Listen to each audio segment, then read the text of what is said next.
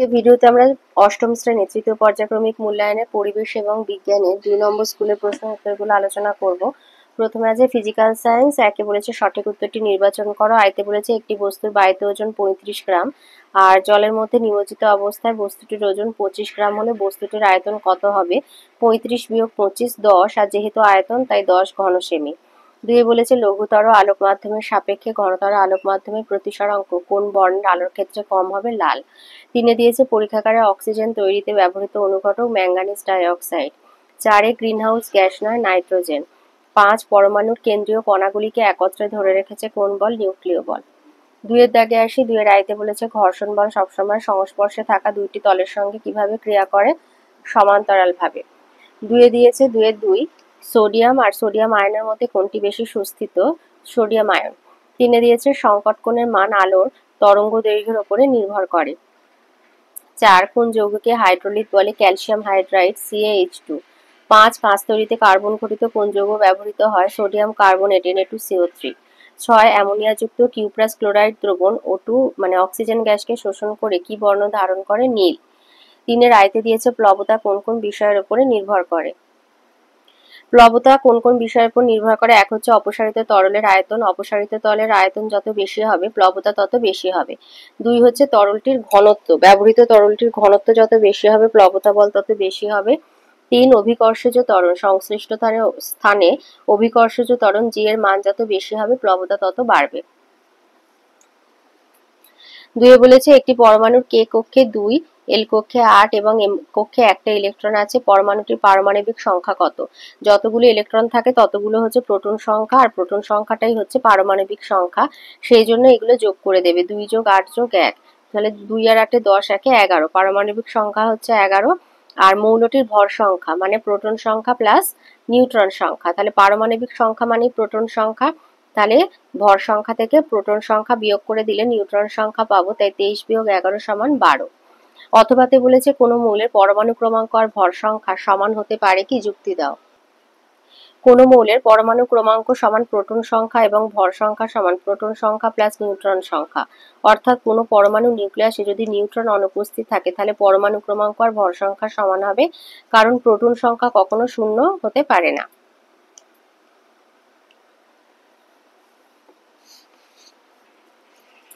দুয়েতে বলেছে দুটি সমতল দর্পণের মাঝের কোণ কত হলে প্রতিবিম্বের সংখ্যা 7 হবে? তাহলে আমাদের দুটি সমতল দর্পণের মধ্যের কোণ যদি থিটা হয় তাহলে গঠিত প্রতিবিম্বের সংখ্যা নির্ণয়ের সূত্র প্রতিবিম্বের সংখ্যা n হলে 360 ডিগ্রি বাই থিটা মাইনাস 1। এখন প্রদত্ত প্রতিবিম্বের সংখ্যা n বলে দিয়েছে 7, তাহলে 7 সমান 360 ডিগ্রি বাই থিটা মাইনাস 1, তাহলে থিটা সমান 360 বাই 7 যোগ 1 তার মানে 8। 360 বাই 8 মানে হচ্ছে 45 ডিগ্রি। তাহলে দুটি দর্পণের মধ্যবর্তী কোণ 45 ডিগ্রি হলে প্রতিবিম্বের সংখ্যা 7 হবে। 4 দিয়েছে কি শর্তে হাইড্রোজেন এবং নাইট্রোজেন বিক্রিয়া করে অ্যামোনিয়া গ্যাস উৎপন্ন করে? সমীকরণ সহ লেখো। সাধারণ উষ্ণতা এবং চাপে হাইড্রোজেন ও নাইট্রোজেন গ্যাস কোনো বিক্রিয়া করে না। রাসায়নিক শিল্পে প্রায় 200 বায়ুমণ্ডলীয় চাপে এবং 550 ডিগ্রি সেলসিয়াস উষ্ণতায় লোহাচুর অনুঘটকের উপস্থিতিতে হাইড্রোজেন ও নাইট্রোজেনের বিক্রিয়ায় অ্যামোনিয়া গ্যাস উৎপন্ন হয়। তাহলে 200 বায়ুমণ্ডলীয় চাপে আর 550 ডিগ্রি সেলসিয়াস উষ্ণতায় লোহাচুর অনুঘটকের উপস্থিতিতে হাইড্রোজেন ও নাইট্রোজেন বিক্রিয়ায় অ্যামোনিয়া উৎপন্ন হয় আর এই বিক্রিয়াটা দিয়ে দেবে। এটাই হচ্ছে সমীকরণ। 5 বলেছে বিভিন্ন পলিমার ব্যবহারে 2টি কারণ উল্লেখ করো, মানে পলিমারগুলো কেন আমরা ব্যবহার করি। এই উত্তরটা লিখবে পলিমারের ব্যবহারে 2টি কারণ কি? এক হচ্ছে পলিমারের আয়ু বেশি হয় আর 2 হচ্ছে বিভিন্ন পলিমারের জিনিস তৈরির সময় তাকে ইচ্ছাকৃত আকৃতি দেয়া যায়। দুটো কারণ বলেছে। অথবা বলেছে গামবুট তৈরিতে কি পলিমার ব্যবহার করা হয়? আর একটি বায়োডিগ্রেডেবল পলিমার। বায়োডিগ্রেডেবল মানে জৈব ভঙ্গুর, যেটা মানে মাটির সাথে মিশে যায়। আর গামবুট তৈরিতে কি পলিমার ব্যবহার করা হয়? এই যে গামবুট তৈরিতে পিভিসি পলিভিনাইল ক্লোরাইড পলিমার ব্যবহার করা হয়। যে পিভিসি পলিভিনাইল ক্লোরাইড এই পলিমারটি গামবুট তৈরিতে ব্যবহার করা হয়। আর বায়োডিগ্রেডেবল পলিমারের উদাহরণ হচ্ছে মানে জৈব ভঙ্গুর পলিমারের উদাহরণ হলো জৈব ভঙ্গুর পলিমার হচ্ছে চটের ব্যাগ, আনাজের খোসা, মাছ মাংসের টুকরো, ডাবের খোলা, মরা জীবজন্তু, গাছের পাতা, এগুলো হচ্ছে বায়োডিগ্রেডেবল পলিমার বা জৈব ভঙ্গুর পলিমার। এবারে 4-এর দাগে আসি। 4-এর আইতে দিয়েছে স্থির অবস্থায় সর্বোচ্চ ঘর্ষণ বলের মান কোন কোন বিষয়ের উপর নির্ভর করে, আর এসাইতে বলের একক কি? এসাইতে বলের একক হলো নিউটন।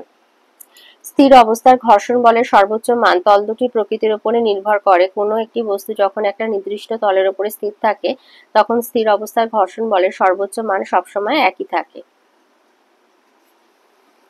2-তে বলেছে জল এবং মিথেন অণুর প্রাথমিক গঠন দেখাও। পদার্থের চতুর্থ অবস্থার নাম কি? পদার্থের চতুর্থ অবস্থার নাম হচ্ছে প্লাজমা।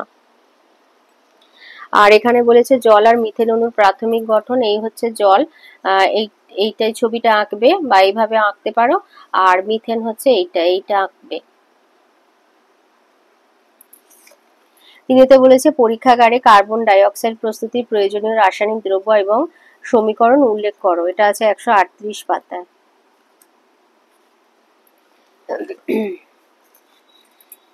এই যে পরীক্ষাগারে কার্বন ডাই অক্সাইড প্রস্তুতি রাসায়নিক দ্রব্য মার্বেল পাথর, লৌহ, হাইড্রোক্লোরিক অ্যাসিড। এইটা হচ্ছে প্রয়োজনীয় দ্রব্য, মানে এইটাই শুধু এইখান থেকে এতটা। মার্বেল পাথর ক্যালসিয়াম কার্বনেট আর লৌহ হাইড্রোক্লোরিক অ্যাসিড HCl। আর বলেছে যে সমীকরণ হচ্ছে এটা, ক্যালসিয়াম কার্বনেট আর হাইড্রোক্লোরিক অ্যাসিডের বিক্রিয়া calcium chloride, carbon die oxide এবং জল উৎপন্ন হয়। 4-তে বলেছে উভধর্মী অক্সাইড কাকে বলে? উদাহরণ দাও। আর অক্সি হাইড্রোজেন শিখার উষ্ণতা কত? 2000 ডিগ্রি সেলসিয়াস। উভধর্মী অক্সাইড কাকে বলে? যেসব অক্সাইড অ্যাসিড এবং ক্ষার উভয়ের সঙ্গে বিক্রিয়া করে লবণ এবং জল উৎপন্ন করে তাকে উভধর্মী অক্সাইড বলে, যেমন জিঙ্ক অক্সাইড, জেটেনো, অ্যালুমিনিয়াম অক্সাইড, Al2O3। 5-এ দিয়েছে সৎবিম্ব এবং অসৎবিম্বের মধ্যে 2টি পার্থক্য লেখো। আর পরম প্রতিসরাঙ্ক কাকে বলে? সৎবিম্ব এবং অসৎবিম্বের মধ্যে পার্থক্য হচ্ছে যে সৎবিম্ব হচ্ছে বিন্দু উৎস থেকে আসা আলোকরশ্মি গুচ্ছ প্রতিফলিত বা প্রতিসৃত হয়ে যখন কোনো বিন্দুতে মিলিত হয় তখন তাকে সৎবিম্ব বলে।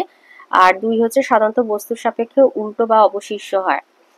আর অসৎবিম্ব হচ্ছে আলোকরশ্মি গুচ্ছ প্রতিফলিত বা প্রতিসৃত হয়ে যদি দ্বিতীয় কোনো বিন্দু থেকে অপসৃত হচ্ছে বলে মনে হয় তাহলে ওই বিন্দুকে প্রথম বিন্দু বস্তুর অসৎবিম্ব বলা হয়। সাধারণত বস্তুর সাপেক্ষে সোজা বা সমশীর্ষ হয়। দুটো পার্থক্য বলেছে। আর ওর সাথে আছে পরম প্রতিসরাঙ্ক কাকে বলে? পরম প্রতিসরাঙ্ক হচ্ছে শূন্যস্থান সাপেক্ষে যে কোনো আলোকীয় মাধ্যমে প্রতিসরাঙ্ককে ওই মাধ্যমে পরম প্রতিসরাঙ্ক বলা হয়। 6-এ দিয়েছে বিশ্ব উষ্ণায়ন বা গ্লোবাল ওয়ার্মিং কি? আর কোন ধরনের ব্যাকটেরিয়া মিথেন তৈরি করে? Methanogenic bacteria.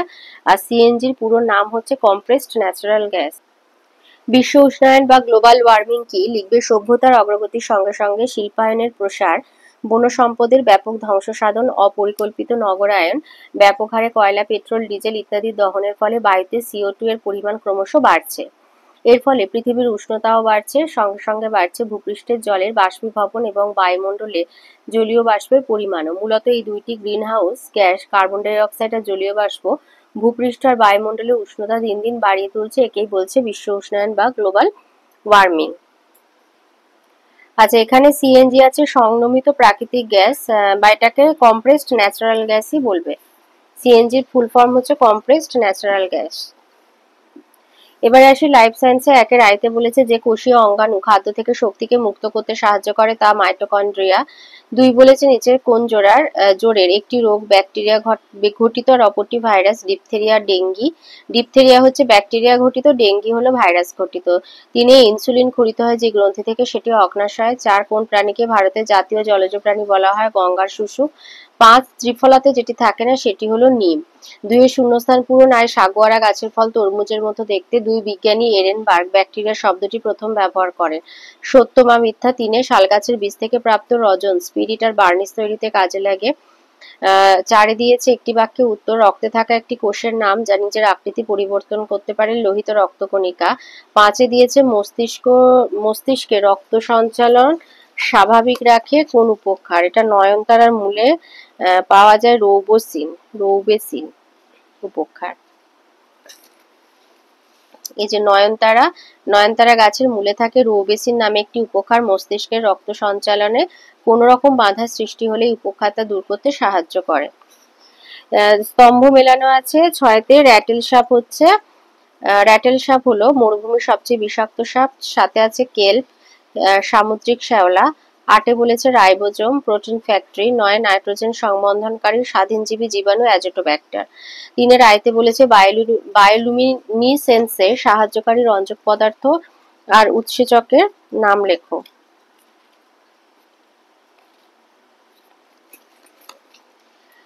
রঞ্জক পদার্থ হচ্ছে লুসিফেরিন আর উৎসেচক হচ্ছে লুসিফারেজ। রঞ্জক পদার্থ থাকে লুসিফেরিন আর উৎসেচক থাকে লুসিফারেজ। 2 বলেছে কচুরিপানার 2টি অর্থনৈতিক গুরুত্ব লেখো। কচুরিপানার 2টি অর্থনৈতিক গুরুত্ব হচ্ছে কচুরিপানায় নাইট্রোজেনের পরিমাণ বেশি থাকা, এটিকে বায়োগ্যাসের উৎস রূপে ব্যবহার করা হয়। আর 2 নম্বর দিতে পারো, সোনারখনি অঞ্চলে জলে নির্গত সায়ানাইড শোষণ করে জলকে বিষমুক্ত করে। আর্সেনিকের যৌগ সমৃদ্ধ পানীয় জল থেকে কচুরিপানা আর্সেনিককে অপসারিত করে। বা নাইট্রিফিকেশন পদ্ধতিতে নাইট্রোজেন আবদ্ধকরণে কচুরিপানার মূলে বসবাসকারী ব্যাকটেরিয়া গুরুত্বপূর্ণ ভূমিকা পালন করে। ছোট ছোট গুলো বললাম। 2 বলেছে কোন কলা প্রাণীদেহে বহিঃকঙ্কাল গঠন করে? যোগ কলা। আর পাট গাছ থেকে পাট তন্তু সহজে কিভাবে আলাদা হয়ে যায়? রক্ত, অস্থি বা হাড়, তরুণাস্থি, লিগামেন্ট, টেন্ডন এগুলি সবই বিভিন্ন ধরনের যোগ কলা। এই যেখানে যোগ কলার কার্যে দেখবে এই যে দেহের কাঠামো গঠন করতে আর ভার বহন করতে সাহায্য করে। তো এখানে বলেছে যে কোন কলা প্রাণীদের বহিঃকঙ্কাল গঠন করে? যোগ কলা।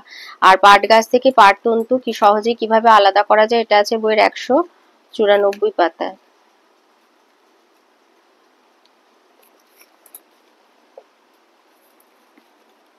194 না,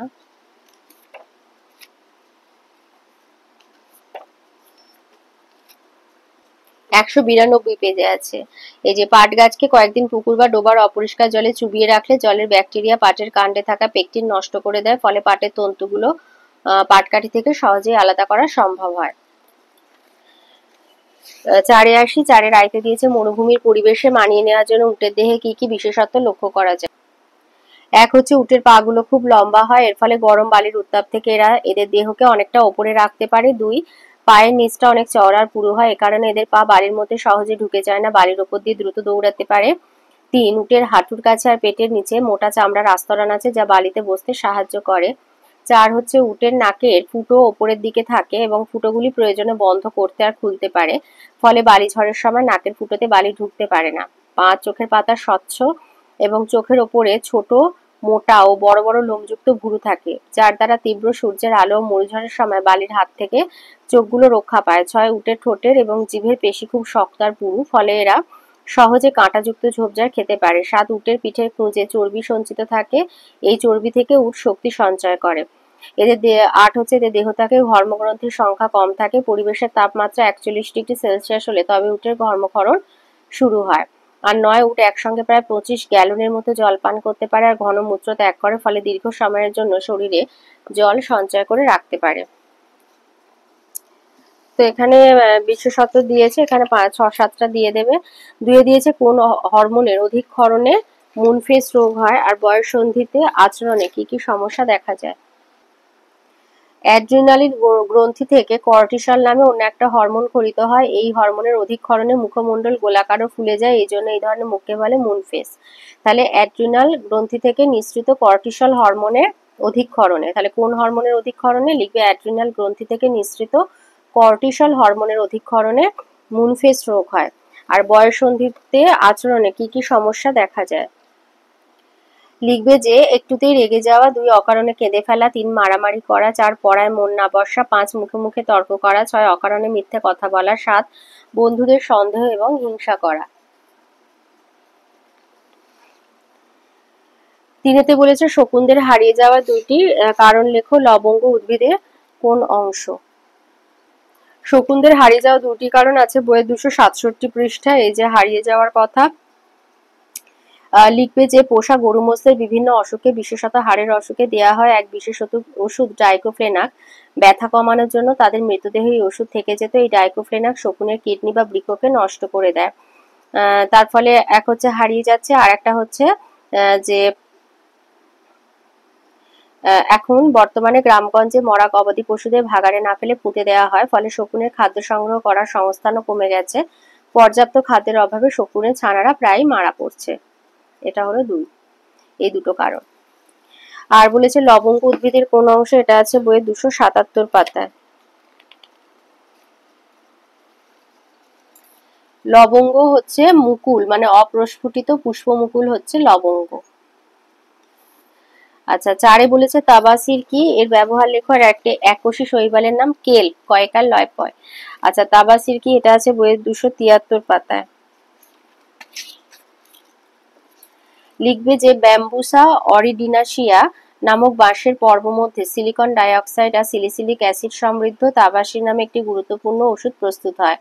আর ব্যবহার হচ্ছে হাঁপানি, সর্দি কাশি, নানা সংক্রামক ব্যাধির চিকিৎসায় এই তাবাসির ব্যবহার করা হয়। এই 6 পয়েন্টটা লিখে দিচ্ছ। আচ্ছা, এর সাথে তাহলে এককোষী শৈবাল হলো কেল। 5 দিয়েছে ভাজক কলা 2টি কাজ লেখো। আর হাইফি কি, ভাজক কলা 2টো কাজ, এটা আছে 169 পাতায়, 169।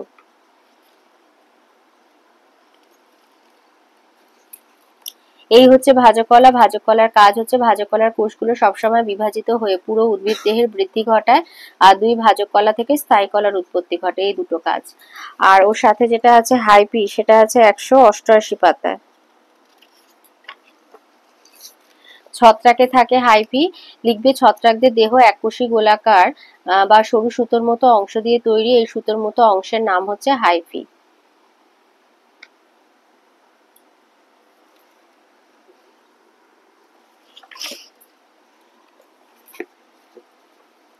পাঁচের আয়তে দিয়েছে প্রাণীকোষের চিত্র অঙ্কন করে নিম্নলিখিত অংশগুলি চিহ্নিত করো। কোষ পর্দা, নিউক্লিওলাস,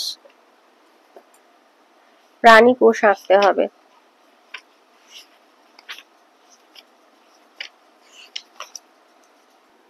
এই যেটা হচ্ছে আদর্শ প্রাণী কোষের গঠন, এই ছবিটা আঁকবে। এই ছবিটা আঁকবে আর যে যে পয়েন্টগুলো দেখাতে বলেছে সেগুলো দেখিয়ে দেবে। আচ্ছা, তারপরে 5-এর 2 নম্বরে আসি। বলেছে নিমের 3টি ঔষধি গুণ লেখো। আর মশলা আমাদের কি কাজে লাগে। নিমের ঔষধি গুণ আছে বইয়ে 283 পাতায়।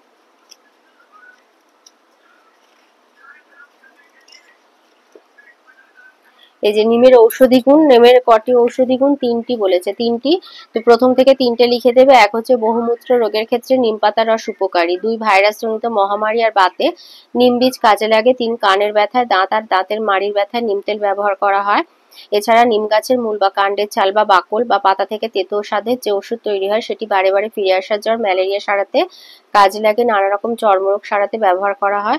বর্তমানে বহু প্রসাধনী জিনিসে নিমজাত পদার্থ ব্যবহার করা হয়। নিম গাছের পাতার মূলের অ্যান্টিবায়োটিক অর্থাৎ জীবাণুনাশক ক্ষমতা স্বীকৃত। তো 1, 2, 3 প্রথমে যে 3টে আছে ওই 3টে লিখে দেবে। আর ওর সাথে যেটা আছে যে মশলা আমাদের কি কি কাজে লাগে, এটা আছে বইয়ে 277 পাতায়। এই যে কি কি কাজে লাগে মশলা, মশলা আমাদের কি কাজে লাগে। 1 হচ্ছে জলো, খাবারের স্বাদ আনতে সাহায্য করে। 2 সংরক্ষক রূপে আচার, চাটনি ইত্যাদিতে কাজ করে। 3 লালারসের ক্ষরণ বাড়িয়ে হজমে সাহায্য করে। 4 মুখগহ্বরকে ক্ষতিকারক জীবাণু মুক্ত রাখতে সাহায্য করে।